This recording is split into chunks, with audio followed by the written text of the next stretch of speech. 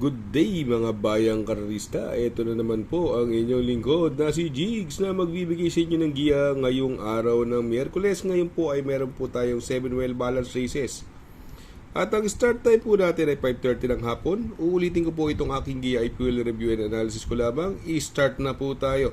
Race number 1. Dito po, meron po tayo siyam na kalahok. Ang distansya ay 1,200 meters. First choice ko po rito, numero 5, Love Ko To. Sa akin ni Claro Espare, isang mabilis na kabayo. Tingin ko ito ang magdadala ng unahan dito. Pero tingin ko malilyamado dyan yung Sky Story, pero walang tinakbo na karaan. Second choice ko po dito, yung numero 8, Wireframe. Sa kanya ni Jackie GL Ciego Jr., isang deremating kabayo. At kung magkakaroon man ng lutsyan sa unahan, ma-pressure ni Mystic Jude si Love Ko To at Sky Story, baka ito lumimati. Pero syempre, magsasama pa rin tayo ng pandeado. Ilalagay pa rin natin numero 2, Mystic Jude, dahil isang imported horse to, mababa na sa laban. Kaya sa race number 1, first choice, numero 5, Love Ko To. Second choice, numero 8, Wireframe. Third choice sa pandeado, numero 2, Mystic Jude. Sa race number 2, dito another 1,200 meter race at meron po tayong 7 kalahok. First choice ko po rito yung numero 6, si La Carlota, no? Ito no nakaraan may 1.15.2 na preba sa kanyang unang barrier run sa 1,200 meters. Ang second choice ko po rito yung numero 2, Golden, no? Ito si Golden, lagi lang hindi maganda labas nito eh. Pero may preba po yan. Nung nagnonobato race yan, nag-1.15, 1.13 yan. Kaya lang, masyadong marami mabilis. Pag dito, siya nauna, tingin ko, may panalo yan. May paglalagyan sila dyan. Kaya dito sa race number 2, first choice, numero 6, La Carlota. Second choice, numero 2, Golden. Sa race number 3, another 1,200 meter race. At dito, may 7 kalahok. Ito, maraming bagong kabayo. Point of balance, merong 1.15, punto 6. Wicked Ways, 1.13, punto 6.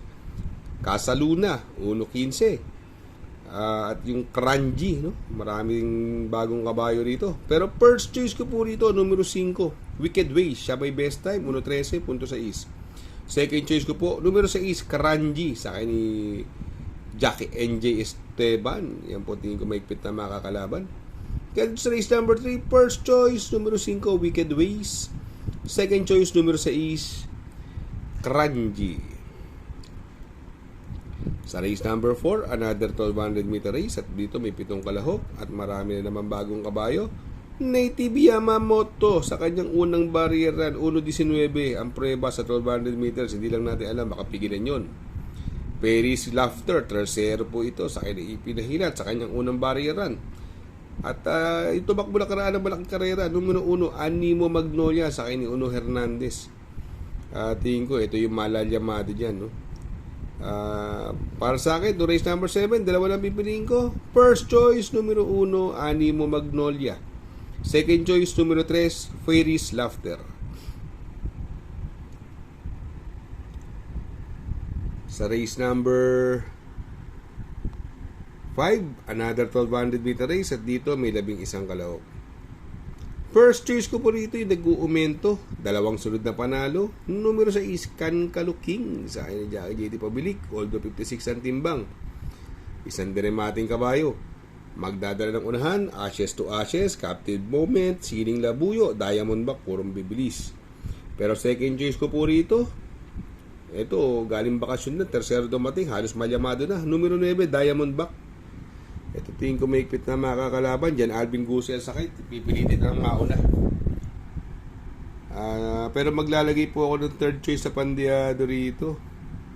Isasama ko po rito si numero 10, Ikaw ang Pag-asa sa akin ni Jackie Conrad Enson. Ito, segundo ng malaking karera to. Ikaw ang Pag-asa. At sa tingin ko, magandang pandeado po yan. Kaya dito sa race number 5, first choice, numero 6, Kankalo King. Second choice, numero 9, Diamond Back. Third choice sa pandeado, numero 10, Ikaw ang Pag-asa. Sa race number 6, another 1,200 meter race. At dito may 7 kalahok. Nagbabalik, Stephanie, isang imported horse sa Noel Lunar. Tingin ko lamang ito kahit matagal nagbakasyon. Mahigpit na makakalaban yung bagong babang numero 5, Ladies Secret.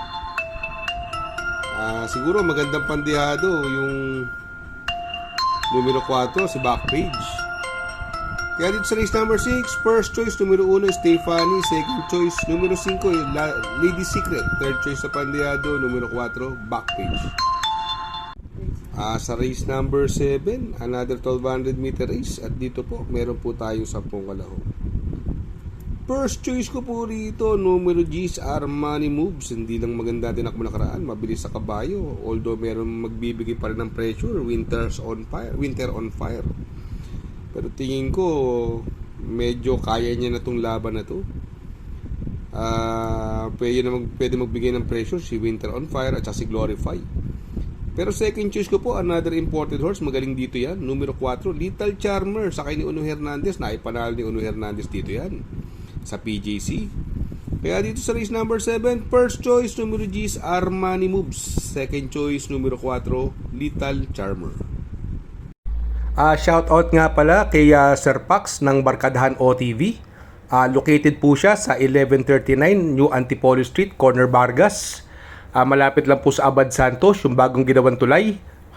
Very convenient and attentive po ang mga tao. Pwede po kayong mag-EB at party while betting on racing.